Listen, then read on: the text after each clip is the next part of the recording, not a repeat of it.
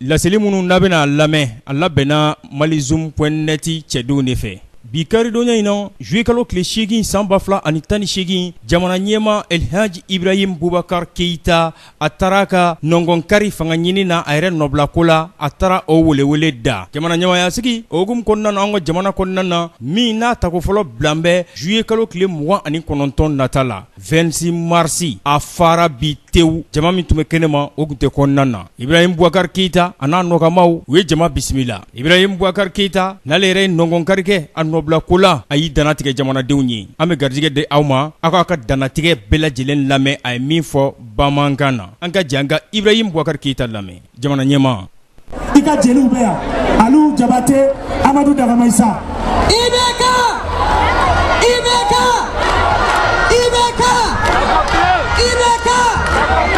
Simon Kano Kolodonimba Ibale Tarawele Sigato Sebama Jamanani Nabla Ite Yantawa Ite Mali Tawa Sujeta Ma Jamanani Bla Jamanani Ita Kakila Akapeima Kafoima Akapeima Kakinyala Akapeima Kiri Tapaga de Bioburu Defense Saba n'a fɔra diɲɛ bɛɛ ma ko basa ala n'o min bonya wele tɔ ko Bamba Bakari de Bamba Kalimba de Bamba i sɛnsɛn ko in ma Sunjata sɛnsɛnna de a ye jamana nin to i bolo yan a ta cogo di Famori ma de sigibaga Dagamaisa a ye tɛgɛrɛ fɔ Excellence Alhaji Ibrahim Boubacar Keita. Le Mali est là tout fier du bilan. Le Mali est unifié. Le drapeau du Mali flotte à Kidal. La preuve Mohamed Intalla est là. Les cultivateurs ont été bien subventionnés. Les militaires du Mali ont été bien dotés. Ils ont eu des hélicoptères, des avions de combat. 20% pour les fonctionnaires, 30% pour les femmes. Et surtout, la subvention faite aux cinéastes et la loi pour les artistes du Mali. Ils sont là. Alhaji Ibrahim Boubacar Keita, le peuple malien est fier de vous voir refaire un deuxième mandat. Excellence à vous, le peuple vous écoute et nous sommes très fiers. On applaudit très fort Alhaji Ibrahim Boubacar Keita, l'homme d'État. On applaudit très fort. La fierté nationale, on l'applaudit très fort. On l'applaudit s'il vous plaît. On l'applaudit s'il vous plaît. Le bilan, on est fiers du bilan. On applaudissait pour Alhaji Ibrahim Boubacar Keita. Bismillahirrahmanirrahim. Assalamu alaikum warahmatullahi wabarakatuh. Allah subhanahu wa ta'ala wa limana. Même fond. Discours mi labena flani akacha. Matu. Ka nim fo awi. Alhamdulillah rabbil alamin. Yeko be fo ko bon. Na ko fi flaté, mi ay buya. Ayem bunya, ayena sen kunan. Ni ayakuna na jabali ayakuna jaga fami auto firwale wallahi auto firwale nan ko ya fo fiké Ousmane Malani Aïdara ko wal mandom islam ayro aw islam wi Aïdara ye na kenda ye Afrika alhamdulillah aw islam wi aw ba don fana jamana min mɔgɔ bɛ nin na a bɛ mɔgɔ min na a bɛ min dusu la su ni tile o kama fɛn o fɛn a bɛ kɔn na an ye Mali ye fɛn bɛɛ ye n ko n b'a kɔrɔ dɔn mɔgɔ kana kɛ Ibrahim Boubacar Keita fɛ nka Mali o ye koto ye kana maga Mali la kana maga Mali la o de la nin denw ye ɲɔgɔn ye parce que muso minnu nous balance Mali lakanina ntasira ndon kuma karakasi tanke on yebe ela on takasi alhamdulillah on badon ni baramina o bara de bene hami fa o kete ne ka problemi Mali lakarani Mali ka tanye o de bene bisura sunitle o safara kan Allah subhanahu wa ta'ala bi gandeme ni Allah sunama al sini me avion nani kumbe Usana Brésil, ka an ka pilote malien formé. An do de d'accord kana. Ala ku mase, campagne côté mutu kumbe. Mais Mali président. Faut 4 septembre, faut 29 juillet na kali awiye. Donc an ka la yini.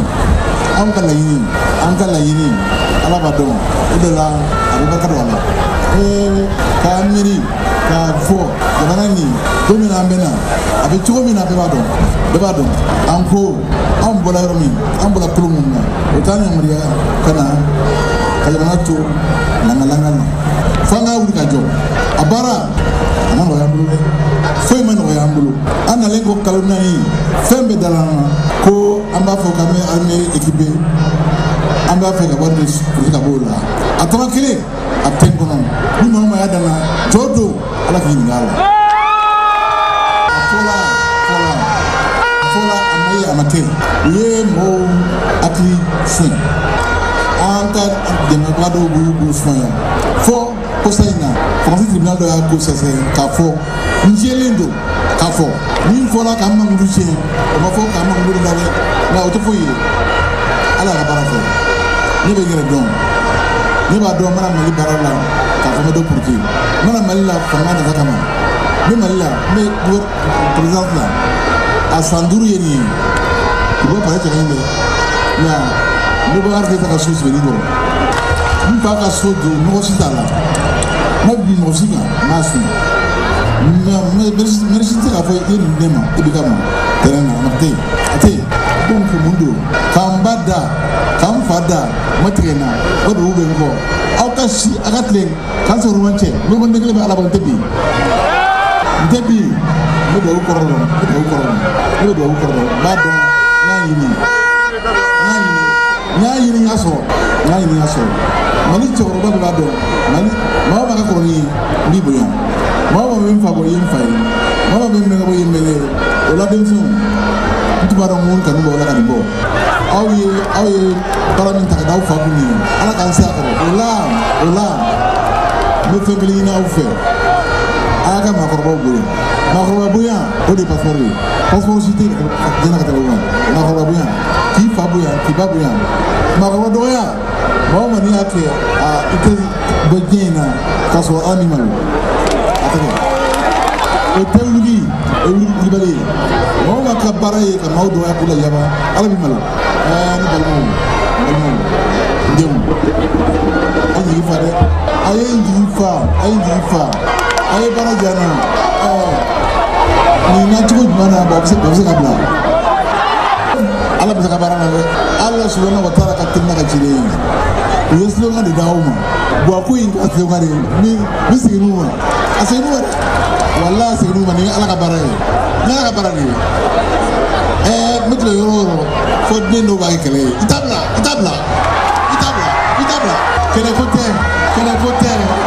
kɛlɛko tɛ n denw kɛlɛko tɛ umu i bɛ baara min na n b'a dɔn wa t'a bila dɛ inshallah n b'a fɔ ala kɔ n tɛ foyi fɔ ala kɔ hasbunallah wa ni'mal wakil ni amal mawla wa ni'man nasir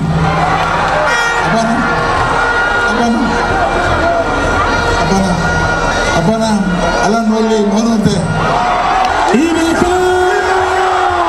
yɔrɔ dɔ bɛ yen n b'o fɔ ko faramasiya fɛn dɔ bɛ yen n b'o fɔ ko faramasiya ka tuguni fɛn bɛ fɔ sisan munna IBK de ye fɔlɔ ye bulletin kan parce que IBK ka mɔgɔw sira ye pour que mɔgɔ si kana ka dossier déposer an ye o dɔrɔn de don n'an mara foyi t'a la o de y'an kɛ fɔlɔ ye bulletin kan denmisɛnw ye sɛgɛn de kun u ko mɔgɔ si t'u dan proportionnel la mɔgɔ si t'u dan donc olu fɔlɔ de y'a déposer dossier complet o de y'an kɛ fɔlɔ ye bulletin kan k'a fɔ a ka faamuya u ma d'a la ko élection bɛ kɛ u taara la k'u bɛ élection bali ka kɛ ala y'u dɛsɛ a la comme u ma d'a la ko élection bɛ kɛ u ma wuli k'u cɛsiri a baara la ala y'u dɛsɛ o dɔrɔn de don o de kosɔn an bɛ ala fo k'a barikada.